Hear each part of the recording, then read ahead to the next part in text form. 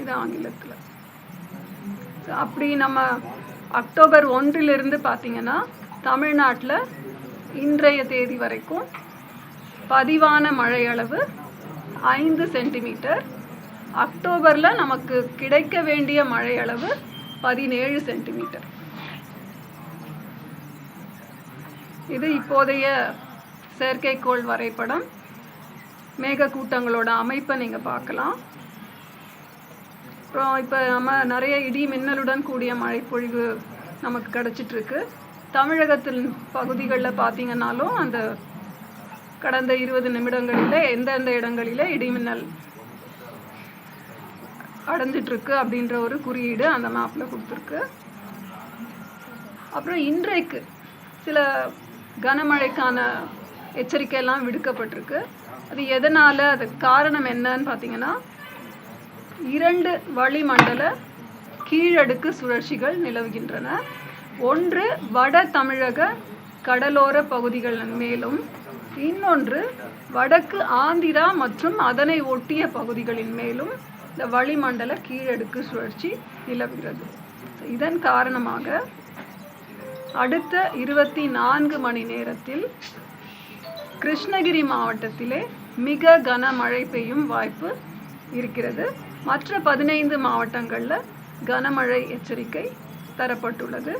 அது திருப்பத்தூர், திருவண்ணாமலை, விழுப்புரம், தர்மபுரி, கள்ளக்குறிச்சி, சேலம், ஈரோடு, நாமக்கல், நீலகிரி, கோவை மாவட்ட மலைப்பகுதிகள், திண்டுக்கல், தேனி, மதுரை, தென்காசி மற்றும் புதுச்சேரி. இந்த சில இடங்களிலே இடி மின்னலுடன் கூடிய மழை மற்றும் பலத்த காற்று 30 to 40 கிலோமீட்டர் வேகத்திலே கூடிய மழை பெய்வதற்கான வாய்ப்புள்ளது தமிழகத்தின் சில இடங்களில்.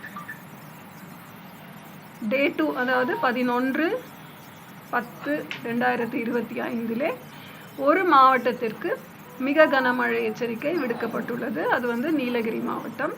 மற்ற 10 மாவட்டங்களில் Tirupattur, Tiruvannamalai, Dharmapuri, Salem, ghat areas of Coimbatore, Tirupattur, Dindigul, Theni, Madurai, சிவகங்கையில் கனமழை எச்சரிக்கை தரப்பட்டுள்ளது.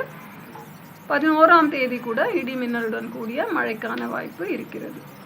அப்புறம் 12 மற்றும் 13 தேதிகளிலே மேற்கு தொடர்ச்சி மலை ஒட்டிய மாவட்டங்களிலே சில மாவட்டங்களுக்கு கனமழை எச்சரிக்கை விடுக்கப்பட்டுள்ளது. மீனவர்களுக்கான எச்சரிக்கைன்னு பார்த்தீங்கன்னா 10 மற்றும் 11 அக்டோபருக்கு மாத்திரம் தென் தமிழக கடலோர பகுதிகள், மன்னார் வளைகுடா மற்றும் குமரிக்கடல் பகுதிகளிலே சூறாவளி காற்று மணிக்கு 35 முதல் 45 கிலோமீட்டர் வேகத்திலும் இடையிடையே 55 கிலோமீட்டர் வேகத்திலும் வீசக்கூடும்.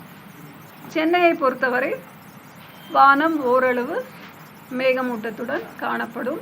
நகரின் சில பகுதிகளில் லேசானது முதல் மிதமான மழைக்கான வாய்ப்பு உண்டு. அதிகபட்ச வெப்பநிலை 34 டிகிரி செல்சியஸும் குறைந்தபட்ச வெப்பநிலை 24 to 25 டிகிரி செல்சியஸை ஒட்டியும் இருக்கக்கூடும்.